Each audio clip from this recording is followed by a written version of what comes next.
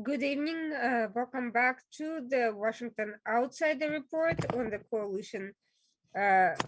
the coalition radio. Um, for those new to the show, my name is Irina Zuckerman. I am the editor-in-chief of the Washington Outsider. With us today is Dr. Ahmed Atef. Previously, he has been a counselor for the Yemen embassy, and currently he is the UN and US representative for the Southern Transitional Coalition, which he'll tell you more about it momentarily. For those of you who just finished celebrating Eid al-Fitr, I hope you had a wonderful holiday. We're here to discuss a couple of recent developments concerning the Middle East. One of them is the 2-month truce with the Houthis, the Iran-backed militia, which has been waging war inside Yemen for the past 7+ years, and we are going to discuss how that truce came about, and about a month in, what is the impact of this agreement. The second major issue concerning Yemen is the impact and the role of the new presidential council, which has assumed powers at about the same time. And we'll explain all of that, but before we get into these current events, I understand that Yemen may be a very complicated and unfamiliar terrain for many of the listeners, and I'd like to kind of go back to the past and understand a little bit how this current situation, a very sectarian situation, came about. How is it that Yemen came to be this in this situation with many different parties at odds over various things, not to mention, of course, the Houthi uprising and its current situation, which has affected the region far beyond Yemen's own borders. Dr. Atef, if you could tell us a little bit about the events that have led to the current situation and the role of the STC in them. Yes, good evening, everyone. Thank you very much for the Washington Outsider Report and for Sister Arina for inviting me to this important discussion, and also especially at the time when, as you mentioned rightly, that a lot of things happening, but little is known about what's happening in the Republic of Yemen. As everybody knows, Republic of Yemen has been established in May 22nd, 1990, when two fully independent and sovereign states merged together to form a union. Unfortunately, that union didn't work the way it was desired to. And we saw just after the transition period of the 3 years from 1990 to 1993, we saw a lot of conflicts arose between the two parties that formed the union at that time. And a lot of assassinations against the southern leaders from the former regime of Ali Abdullah Saleh in Sana'a. And eventually that ended with a war in 1994. So basically we are having now an occupation of the Northern Army against the South. And since then, all the development at those parts of Sana'a and Aden were really both of them unstable, as compared to the previous situation when we had two states that are balanced somehow. We saw so many United Nations Security Council resolutions after 1990. We saw a lot of instability in the region. We saw a lot of jihadists and terrorists being sponsored by the Northern Army against the Southern people, because they labeled them as infidel. They labeled us as socialist infidel. So there was a fatwa from one of the religious leaders of the North at that time that allowed the soldiers of the North to kill any family any people in the south because they are infidels. They don't believe in God. They are unbelievers. So they deserve to be killed. So they looted people. They killed people, unfortunately. And since that time, 1994 until 2015, where we saw this new development when the country became a danger not only to its people but also to other people in the region. So we saw the Houthis conquering and taking power because they were, our evaluations say, I mean, indicate that they were allowed by the former regime to do so because there was no resistance to them when they invaded Sana'a in 2014. And the president then, Abdurrahman Mansour Hadi, was confiscated actually by them, and he managed to fled Sana'a, the capital at that time, to Aden, to the south, the capital of the south. And from there, he sought the help of the Saudis and also the other Arab region, Arab countries like United Arab Emirates and others, telling them basically, we have been invaded by Iranian proxy. And Houthis, actually, they are a proxy of Iran. So then we had another war from 2015, as you mentioned, 7 years plus. Now we are living through that situation. So tracing it back to 1990, all these accumulated effects, the domino effect, I can say, has really led to the difficult situation that we are observing now. But I'm hopeful and I'm optimist now with the recent development of forming a new council of presidential leadership starting April 7th. Things are coming to calm down. Plus the truce that you mentioned that's been announced, despite the fact that the Houthis were never really abiding by the truce.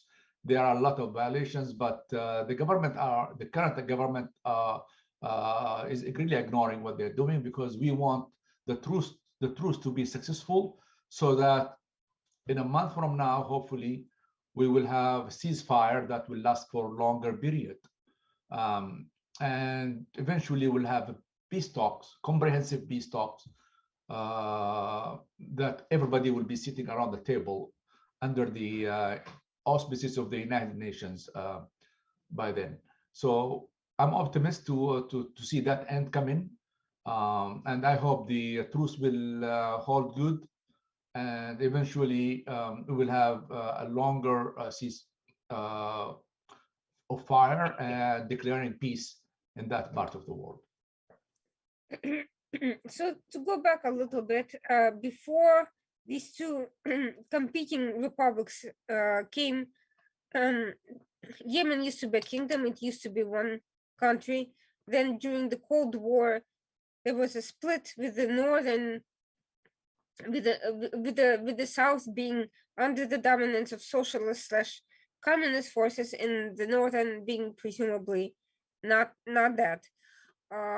Can you explain a little bit more about how that came about? My understanding is at one point Houthis, who are largely in the north, were backed by Saudi Arabia against the Nasserist Egyptian forces who had invaded Yemen and who were providing assistance to the communist forces. And essentially Houthis at the time were not yet radicalized, and they were fighting against the communist threat. First of all, how did all of that come about, and at what point have they shifted from their allegiance to the kind of pro-Saudi access to being backed by Iran? Okay, so let me just make some clarification here. Yemen had never been a unified state until 1990. The north part of Yemen was ruled by Imamism, Imam Yahya, then followed by his son Imam Ahmed. But even before Imam Yahya, the name of the kingdom was not Yemen. The word Yemen was not mentioned in the name of the kingdom. It was the kingdom of Mutawakkiliyat, Hashemite.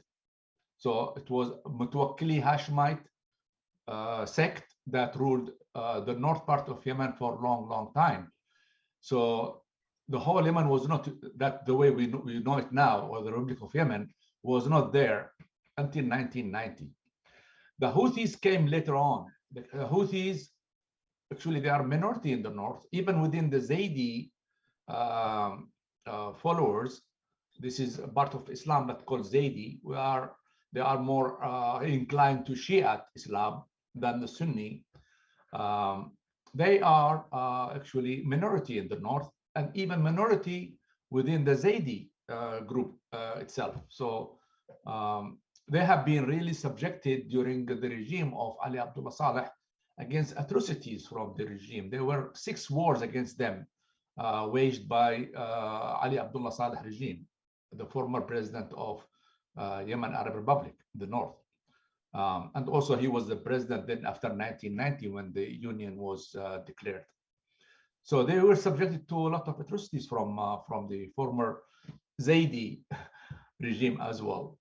How they came to be part of the game now and how they gained power, it was because in 2011, 2012, when the Arab Spring it came to Yemen, actually started in Tunisia, went to Egypt, went to different countries. Then Yemen also at that time, 2011 and 2012, had its own Arab Spring against the former regime of Ali Abdullah Saleh.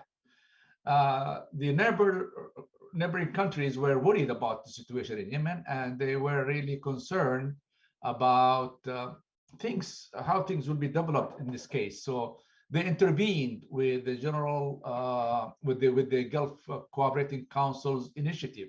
So they put forward an initiative for the peaceful transfer of power from President Ali Abdullah Saleh to his vice president, to his deputy at that time, was President Abdurrabbu Mansour Hadi, who has been now removed or removed himself now from power a month ago. So that time, 2011 and 2012, was a transition period. And the hope was that all the forces, all the political parties in the country would come together and have election and have a peaceful transition of power, and the whole country will remain stable during that transition. Unfortunately, that never happened, because my analysis was that former President Ali Abdullah Saleh did not really agree to hand over his power to his deputy, but he pretended that he will do it, knowing that he has still the army commands are still in his hand. So he said, okay, you do this ceremonial thing. I can give him the flag as a president, and then I will take it back from Abdurrabbu Mansour Hadi. And then election took place. Actually, it was not a real election, but was kind of a referendum on Abdurrabbu Mansour Hadi as a one single candidate, and everybody in the north voted for him. The southern people refrained from participating in that game. They said, we don't belong to them. We don't even be part of this game. But eventually, Abdurrabbu Mansour became the president from 2012 until last month. Former President Ali Abdullah Saleh, he wanted really to gain the power again. So he saw things are going away from his hands. So what he did, he allowed the Houthis to enter Sana'a and told his armed forces not to resist the coming of the Houthis to Sana'a. So they opened doors for them. They empowered them. And he was hoping that he will have a coup against them, against the Houthis, so that he will become president again in the country. That game didn't work, and he lost his life by the Houthis in December 2017. So about 4 years ago. So now we had this situation now. Those players are no more except the Houthis. Houthis are gaining power and they use military here and there. There are more than 15 front is alive and hot nowadays. They want again to invade the south. They already invaded the south in 2014, 2015. But then when they were expelled out, now they are trying to come back from different fronts, like in Abdallah, in Lahij. They used also to go to Shabwa. They are trying all those fronts between the north and the south, according to 1990 borders, to invade back against Aden and to recapture Aden and the other cities in the south. But the STC forces and other southern forces are really resisting their invasion, and they are not allowing them to come back to the country. Now we have this war going on.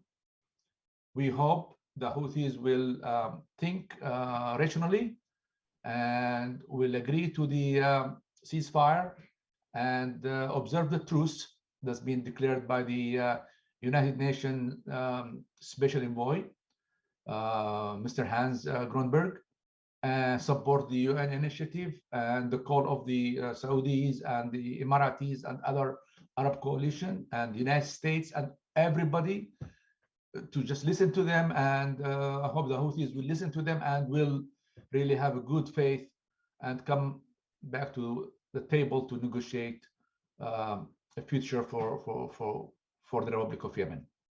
So I'd like to understand what changed that led Houthis to agree to this truce when they rejected many ceasefire offers from the Arab coalition, from the UN, and from various other parties. I mean, at one point, Iran, that has been providing Houthis with all sorts of sophisticated weapons, actually had an ambassador in Sana'a that was that appeared to be a more powerful figure than Houthi leadership until he met his end under conflicting circumstances. There are conflicting accounts of what actually happened, but since then, no one has been formally appointed to that position, and Houthi started suffering military losses in various parts of the country. They started lashing out, attacking UAE, Saudi Arabia, and all of a sudden, this truce came about. Could you explain exactly what exactly happened? Why did Houthis agree to this measure when they were busy attacking everybody inside and outside Yemen? And why does everyone think that Iran will ever allow this truce to really proceed when it was also happy to use Houthis to attack its enemies in the region? Wonderful question. Good. Before the truce, there was a declared initiative from Riyadh, from the Saudi Arabia, to achieve peace in the country, and they offered the Houthis more than what they usually got with the truce. Actually, the initiative of Saudis were more advanced at that time, but the Houthis declined that and they rejected it. So the United Nations never really stopped its continued efforts to convince all parties to ceasefire and come together and talk about peace. The new UN envoy, Mr. Hans Grunberg, he succeeded somehow in convincing the Houthis to observe the truce and accepted their conditions, because they put conditions. They put the condition of opening the airport, Sana'a airport, which eventually the Arab coalition, mainly the Saudis and the Emiratis, agreed to. Also to open the seaport in Hodeidah, allow the ships to bring and dislodge the oil and other supplies. So the United Nations really did a good job kind of accepting these or facilitating these two conditions to happen. So we expect that the Houthis will now, with these two conditions being satisfied to some extent, that they will be reasonable in their demand and will come and agree to observe the truce. And then in 1 month from now, hopefully, they will declare the ceasefire. This is one thing that is new now. The other thing, which is more important than this, is that the Houthis are becoming weaker now, militarily speaking. And especially now with the new presidential council that has got different forces together, coordinated together to confront the Houthis. The Houthis now, they are realizing that they are not really going to be victorious in their wars that they used to before, when their the government forces were scattered here and there, and they were not really in harmony, having one command or one unified plan to confront the Houthis. Now is the situation is different, because now we have got the presidential council composed of 8 members, and those members represent the southern and northern forces that are active on the ground, and they are now united and strongly backed by Saudi Arabia and the United Arab Emirates. So militarily speaking, the situation now will be different. So it's up to the Houthis now to rethink the situation and realize that the situation now is different than it was before. I think they will eventually come into a common sense and accept the demand of the international community and also the regional states to come to peaceful negotiations and settlement of the conflict. Well, this is where I'm a little bit confused, because up until recently, everyone from the Saudis to the United Nations to the US government was acknowledging and admitting that without Iran's support, Houthis likely would not have gotten very quickly to where they are now, that Iran is the real power on the ground, that Iran has gotten so powerful that humanitarian organizations were actually going to that former ambassador. And as you said yourself, Houthis were making rapid gains on the ground, and or at the very least managing to maintain a stalemate where they couldn't break through. So why all of a sudden Iran is fading to the background, when in the past 3-4 months the Houthis were presenting such a danger to the regional peace that multiple countries have asked the Biden administration to return them to the foreign terrorist organizations list, and all of a sudden they are coming to their senses. And why have everyone decided to go along with their conditions to open the airport and and the port, when in the past both of those were concerns? There was a concern that they would be smuggling contraband during this if those were to open. How's that issue been resolved now?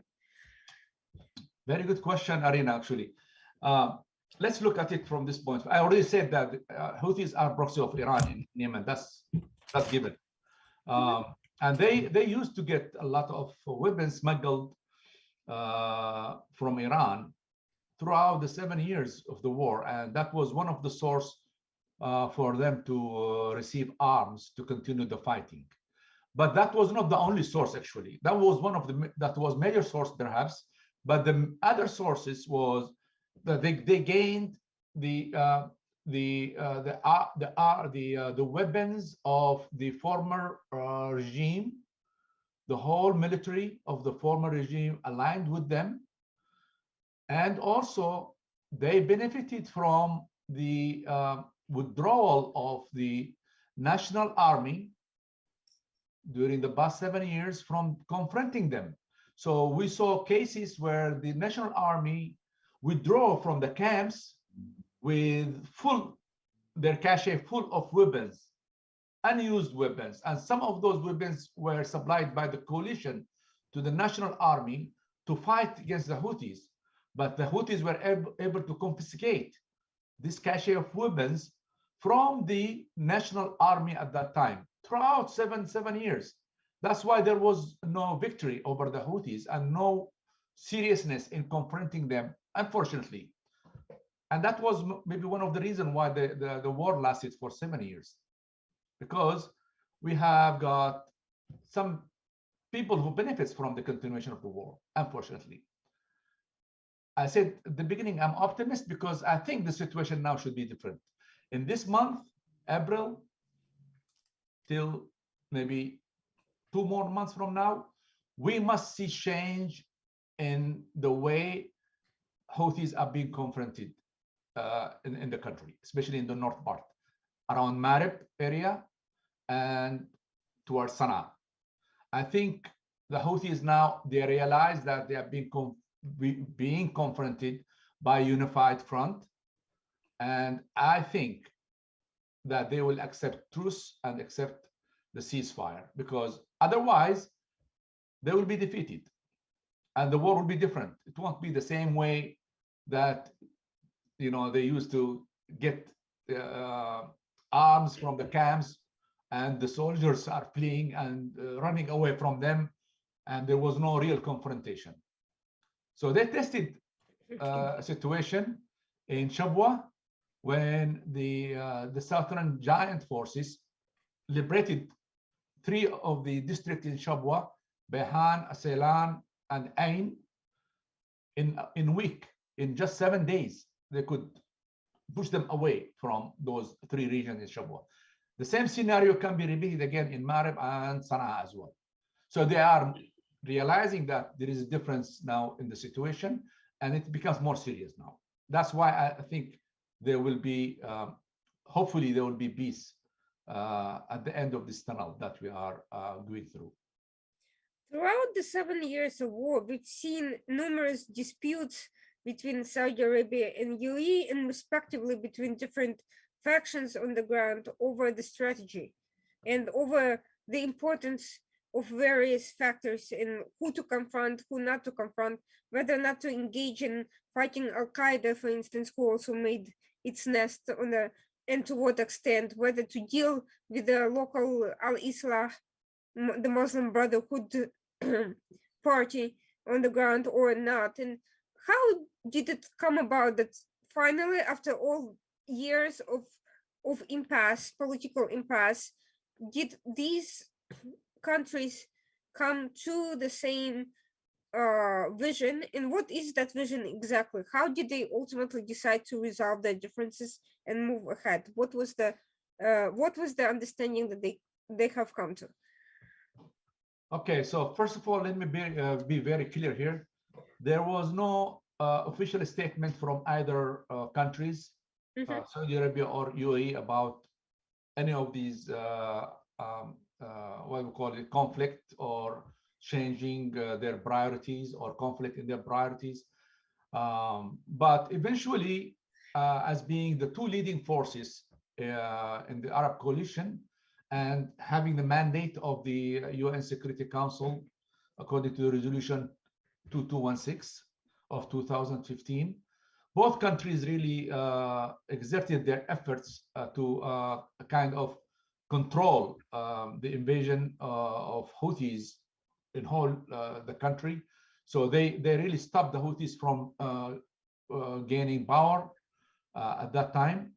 And they know that Iranians were pushing the Houthis towards achieving their own ends. It took 7 years, yes. A long time, yes. But when we come to analyze the reasons why, there are not only one reason or single reason. There must be several of the reasons that led to this. One of them, as you mentioned, is the Muslim Brotherhood were in control of the government, and decision of the President Abdurrabbu Mansur Hadi office. Yes, they've been controlling it until a month ago, when they've been really vanished. They are no more a major force now. They decide on the future. They used to be a major force for the last 7 years, but no more now. That's why I'm optimist, as I said earlier. The other thing is that we see a dynamic changes in the US-Iran relation. Saudi-Iranian relationship. There were several rounds in Iraq between the 2 countries, and I can, of course, in absence of any official declaration, I can just guess that they are creating some foundation for understanding, for mutual understanding. I can really guess because I haven't really seen any evidence so far that would convince me that the two countries now, they are really in a good term. But we also see the international dimension in the situation of the Iranian, what do you call it, the nuclear agreement between the United States and Iran. We see that there are some, with the current administration of President Biden, that there are some progress towards going back to Obama's 2015 agreement and maybe adding something here or updating it here and there. Of course, there's a strong opposition to that, to conclusion of this agreement, but we see some talks at least, or in Vienna, they are at least talking about ways, I don't know how far they are successful, but we see that Iranians are having kind of more acceptance in their views. They try to explain their position. The Saudis are hearing them. The Americans are hearing them. So I guess maybe this will, or had to some extent, convince the Houthis that things should be moving towards peace, because after 7 years, the military confrontation has proved null, and nobody believed that it should be a solution to the conflict. So everybody now is kind of talking peace, and I hope peace will prevail at the end.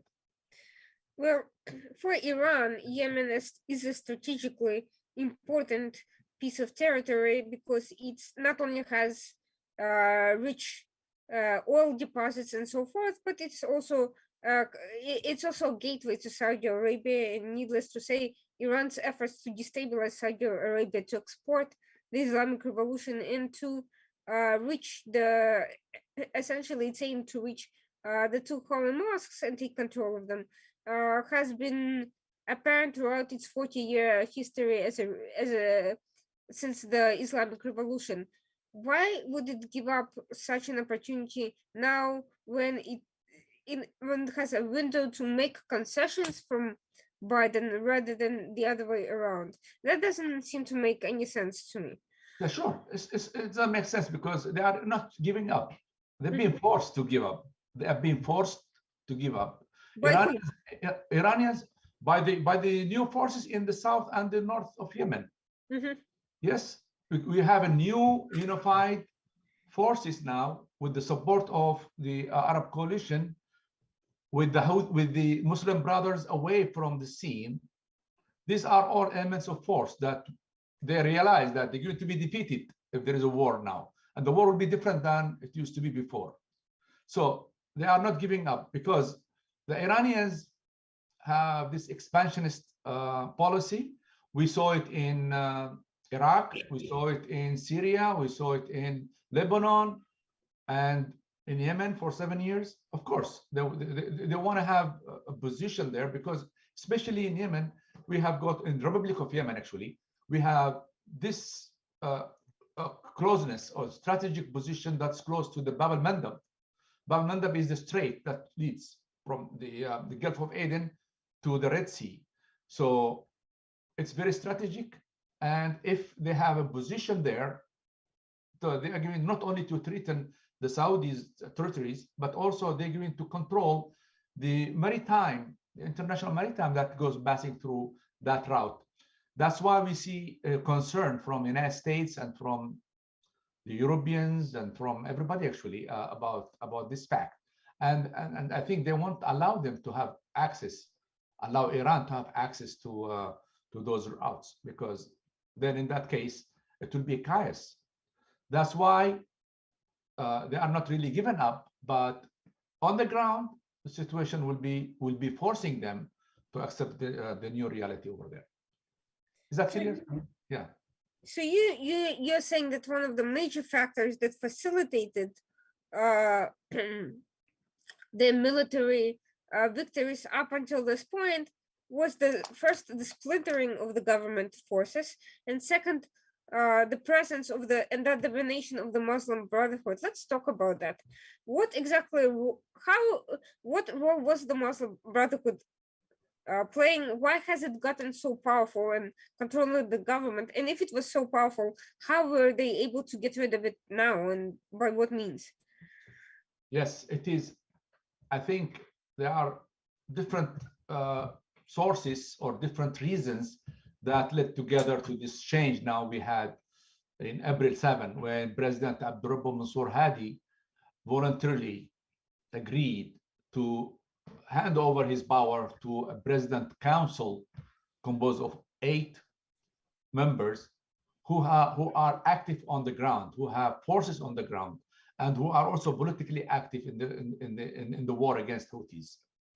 So in the 7 years before, all decisions were taken by the president office, and the president office was under the control of mainly the vice president, then General Ali Mohsen Al-Ahmar, who has been sacked of his position also a month ago.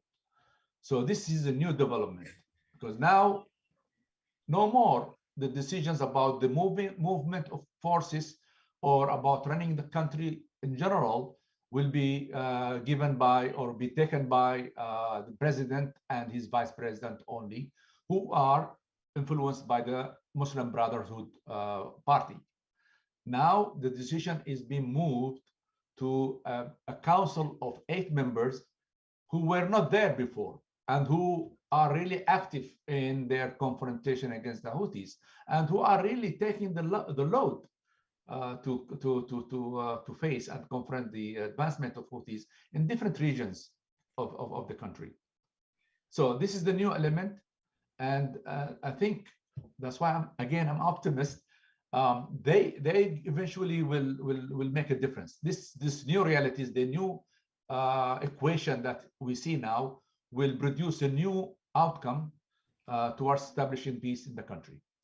And what happened to other ministers, like Foreign Minister bin Mubarak, who I believe is also the ambassador to the United States, or at least has not given up that role formally, and others? Are they still functioning? And if so, how are they relating to this presidential council?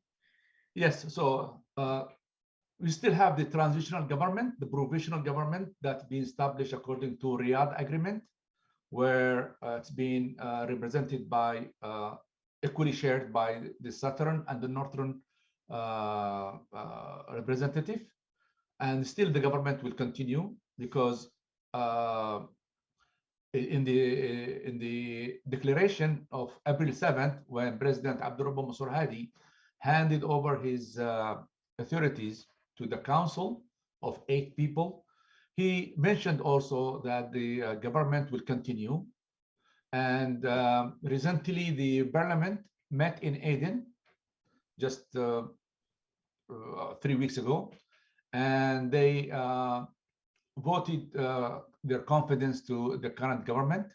So the government will continue, in my own analysis, in my own view, until there is a need to change certain portfolios within the government, because some of the ministers were not really up to the position, and especially when it comes to providing services to people, the basic services actually, and paying salaries and doing the things that any government in the world is doing.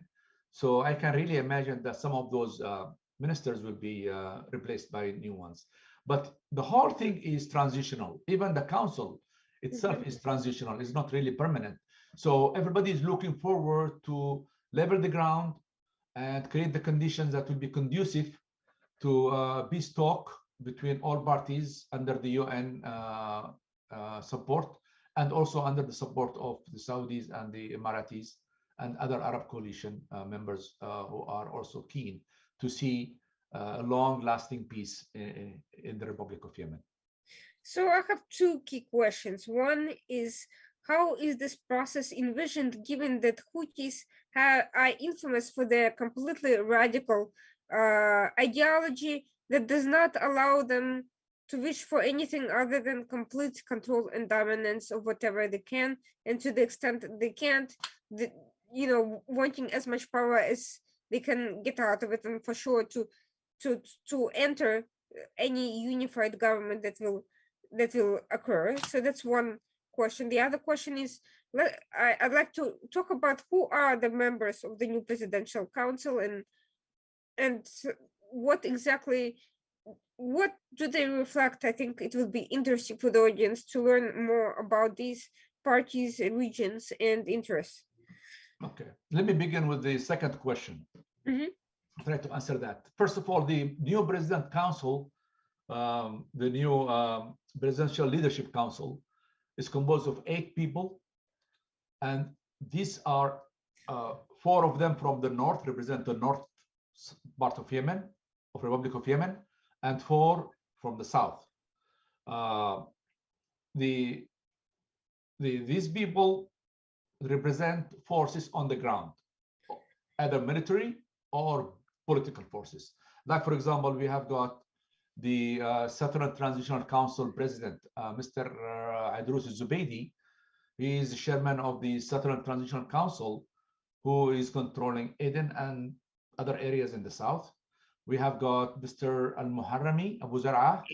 He is the leader of Al-Amalika. This is the giant forces who are present in the east part of the Republic of Yemen, as well as in the south. And those the forces were really very effective in pushing away the Houthis from Shabwa in about a few weeks ago.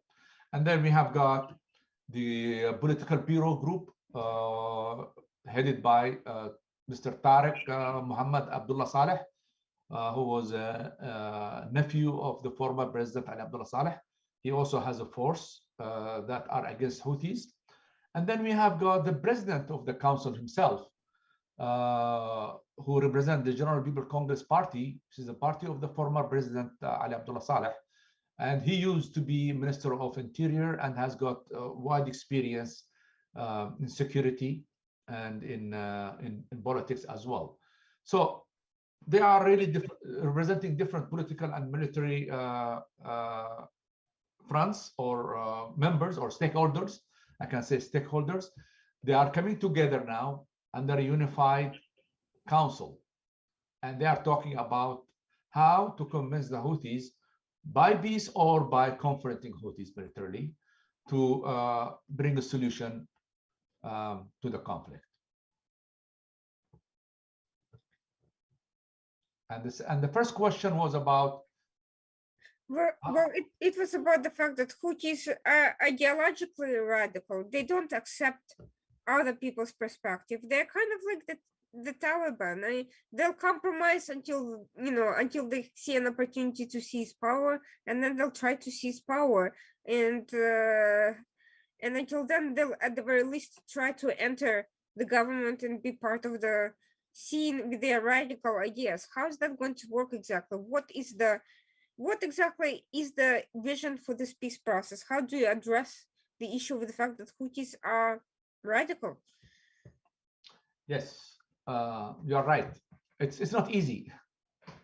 It's not easy. It's the Houthis are driven by ideological belief, and they are saying it openly that they are advancing with their ideology of even in their slogan. They're saying that that is standing against the Jew, against America, and they are ready to fight, and always this having this militaristic vision for changing things, and they believe that they can change things by force, because when it comes to negotiating peaceful settlements, here we have they have a problem of accepting the other views and try to be part of the whole body of those forces that are constituting the society in the north as well as in the south. The majority of the people don't accept them. Even they're trying to change the way people are practicing their religiously traditional way of praying. Like, for example, in Ramadan, people used to have this long at-Tarawih prayers after in the night. They are no more allowing people in the north to do that in many of the mosques. They are using the mosque to show cat and doing other things than prayers. They are also trying to change the curriculum in schools by removing anything that has to do with the nationalistic view and bringing their own religious understanding of Islam or verse of Islam from their own point of view. So all these things are happening while they are minority, as I said earlier. The majority are rejecting them. And eventually, when we talk about peace and they agree to come to peace or being forced to go to peace, then I think they will have to change many of their thoughts and ideological belief, because otherwise they will not be allowed to govern the whole country and they won't be part of the future of the country. If they want to be a sect that are a minority and they just stay in Sada in the north part of the north territories of the Republic of Yemen, then that would be their place, and they won't really have any influence on the rest of the country, either the north or the south. So I think they are realizing it, and I can really think also, I'm not really having any evidence here to present to you, but I think they have got conflict from within, because some of them are smart.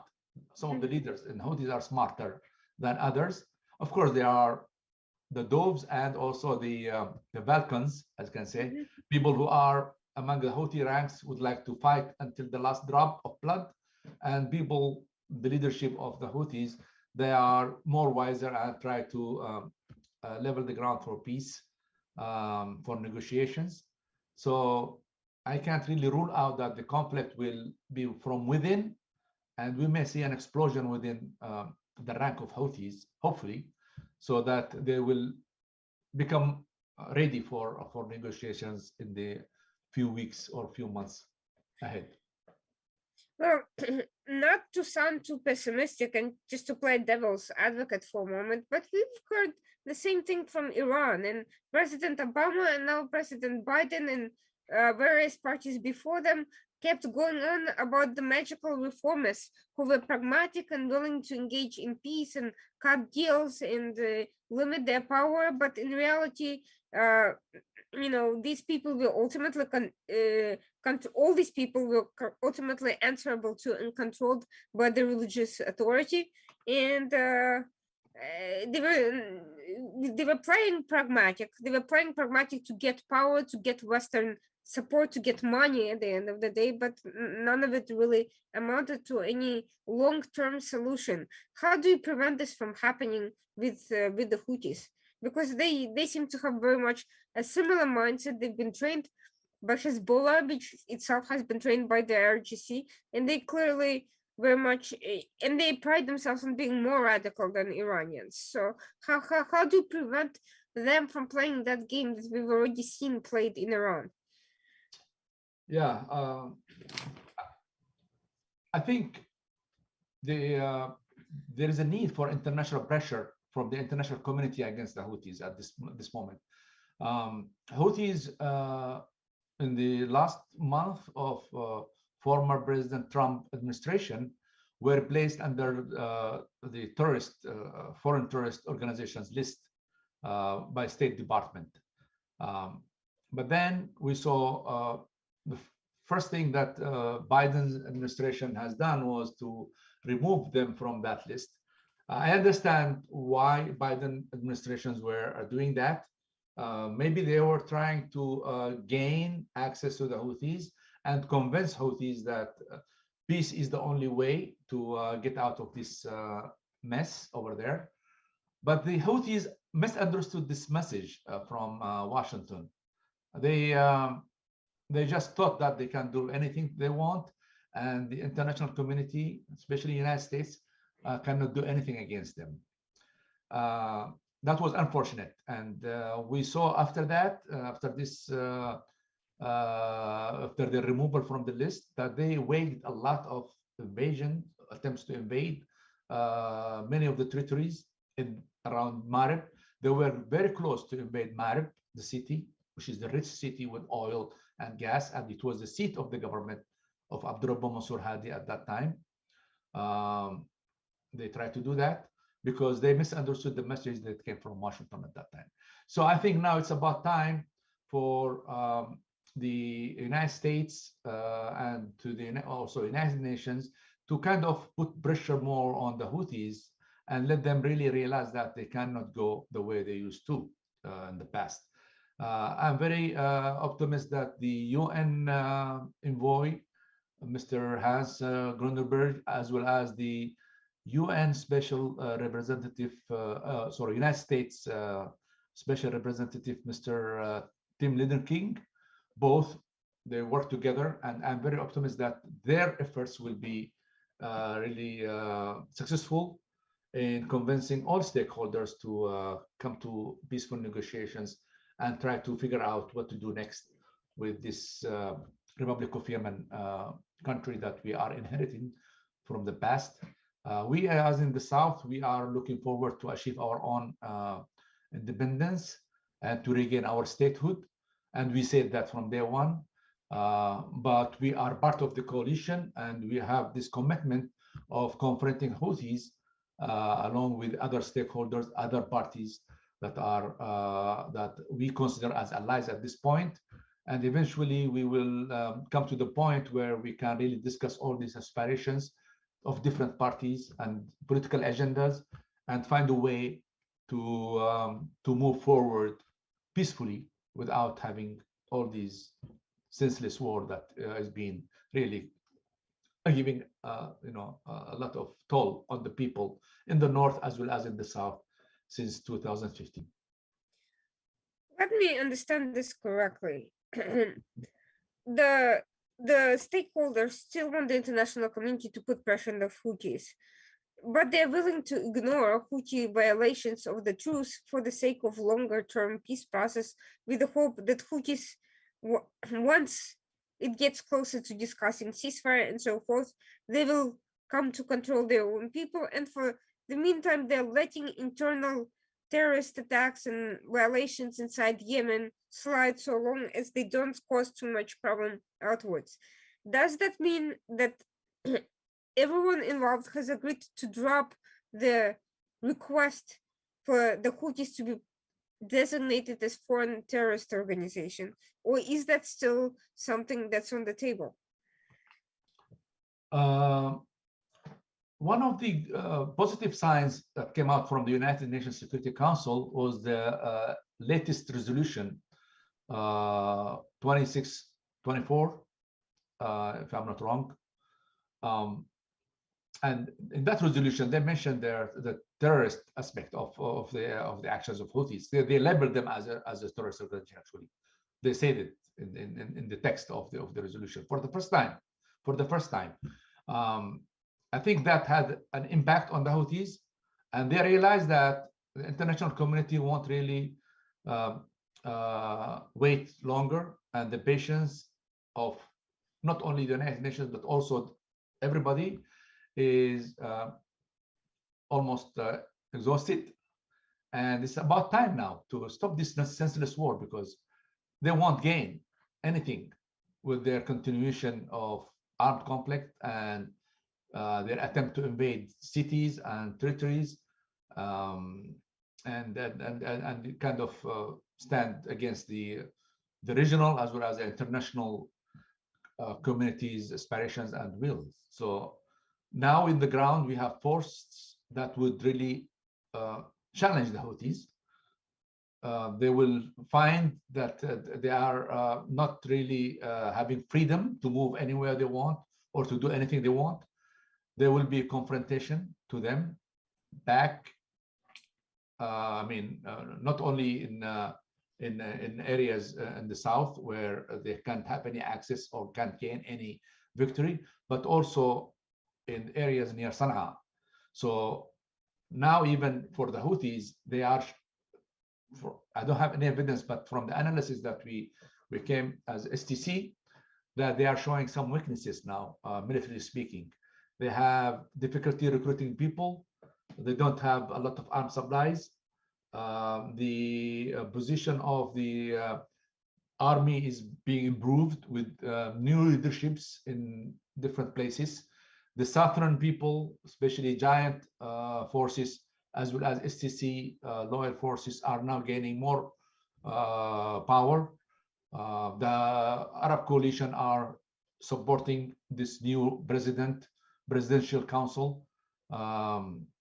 They have been just last week met with the King of Saudi Arabia, and after that they met with the Sheikh Mohammed bin Zayed of the United Arab Emirates. So in both high-level meetings, our brothers in Saudi Arabia as well as in Abu Dhabi, they reiterated their support to the new President Council, and it means that they are going really to supply them with whatever they need to confront Houthis. And this is a new thing that is being evolved now. And I hope things will be changing to in a positive way, that war will come to end eventually, and solution will be emerge from peaceful talk and negotiations under the United Nations support, and kind of management as well. So I think the new UN envoy has a plan, and he already mentioned that there are different tracks. He's trying to involve everybody, including the non-governmental organizations, the women, the youth, in figuring out what future they would like to see. Everybody is on board. A lot of meetings were taken places in Jordan, in other countries, in Yemen as well. And I think people now came to realize that it's about time now to really to talk peace and agree on the future of the Republic of Yemen. One last question, and that's about the governance. You mentioned that there was some mismanagement, that salaries were not being distributed. What's the plan for taking the situation under control? Is the new presidential council going to have representation on the ground in Aden, and what's the plan for taking control of the internal issues that have been as much an issue of complaints from the public as the actual military, combat activity? Yes, in the past, during the last 7 years, as I mentioned earlier, the so-called National Army forces were kind of providing help under the ground to Houthis, as well as to the terrorists, to Al Qaeda and ISL, Daesh group. They were sponsoring them by providing them with the cover, and we saw that in Sayoun, where these forces are still there. Unfortunately, we saw this happening in Abian, where those elements were given uniform of the army and to move freely in the region and do whatever they want to do. This is going to change now, because in Riyadh agreement, one of the things that we agreed on between President Abdullah Mansour Hadi and the STC, the Southern Transitional Council, was that to move all those forces, national army forces, national military, to confront the Houthis in the northern fronts. Never happened.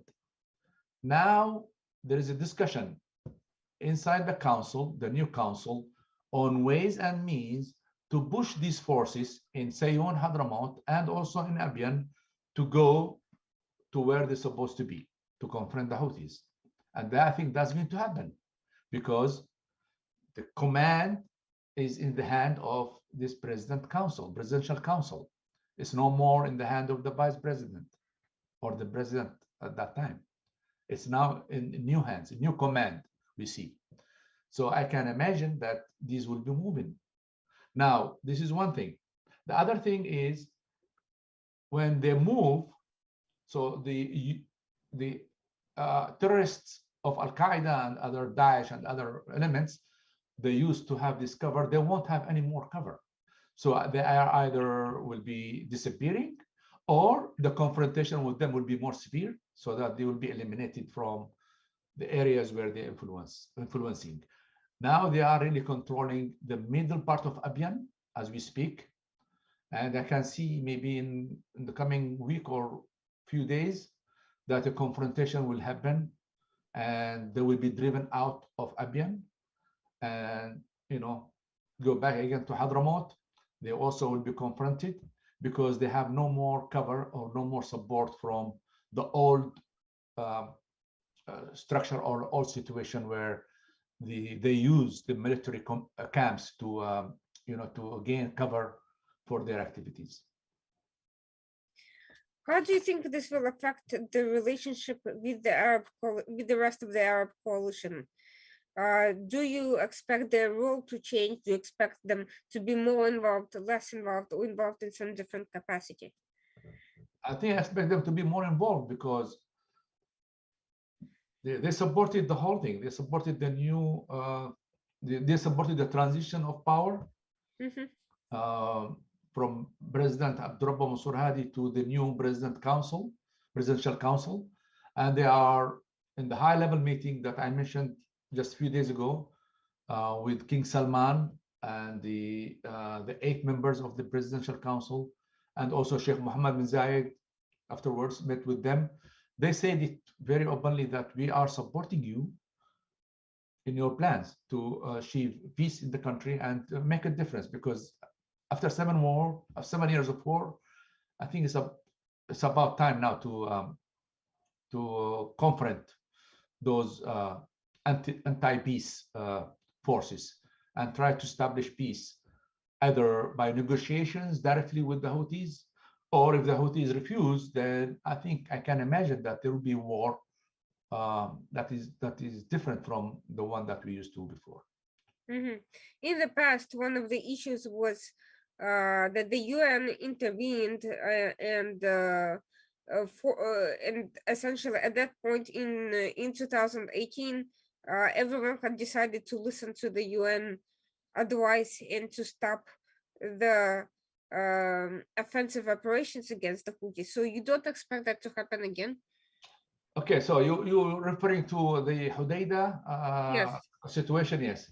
Okay, at that time, the concern of the United Nations, I think, was they don't want bloodshed in an area where they are very populous, where there are people.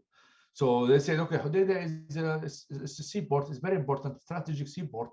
If you allow fight to be driven inside the city itself, we will have casualties. And the United Nations is an organization for peace, and they don't want to have a further conflict. That's why they supported the negotiations between the Hadi government at that time and the Houthis in Stockholm. And it was to a certain extent a successful agreement because the war stopped. The forces of the government of Abdurrabba Mansour Hadi did not invade Hodeidah, and the Houthis were in Hodeidah. So they came to a certain agreement on that. I understand the motives. It's for establishing peace and try to avoid further casualties in the country. But I think now the new envoy has got a plan of engaging the Houthis in a different way that would convince them to go with the peace rather than with the confrontation, because eventually they will realize, either with support of the UN envoy or with their own analysis of the situation, that going through the route of confrontation won't give them, or give them more power that they are seeking, and they will be isolated, because now we have got a united front against them, more or less. Well, that is an optimistic note to think. I'm always optimist, Arina. I'm very happy to hear that at least there's a new effort, new developments, and new people who can possibly do something different from what was tried before. I always welcome this sort of initiatives, and I'm very glad to hear that there is this a unity of purpose now, that we are hoping to see a lot of different things happening in the near future.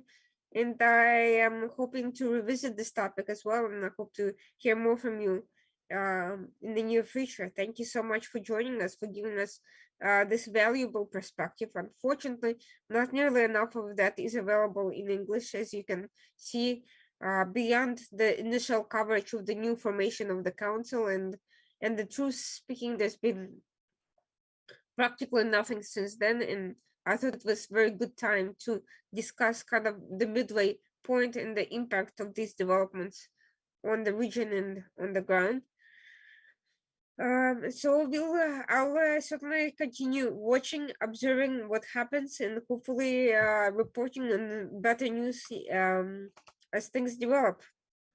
Yes, thank you, Arina. Yes, I can assure you and your audience that the Southern Transitional Council is a force for peace, and we are responsible and we are aware of all the dynamic that's happening in the country, and we are cooperating with other stakeholders. We are supporting the Arab coalition, we are supporting the United States, we are supporting the international community, the United Nations, to bring peace to the whole country. We are opening our hearts and minds for all stakeholders to come to Aden, where we are controlling, militarily speaking. We are opening doors for them. We hosted the parliament, we hosted the Senate, the Shura Council, we hosted the council, and we are doing everything that we can do as Southern Transitional Council to help them and help ourselves as well in the process to bring peace and negotiate the future for the country, where we can explain our aspirations and our political agenda. We already made our agenda known to everybody. And we are saying that the old unity of Yemen is not a religion. It's not a religion. It's being forced on us and also on the northern people without any senses. And they are saying that keep the country united on what basis? On what basis? We need to create conditions for that.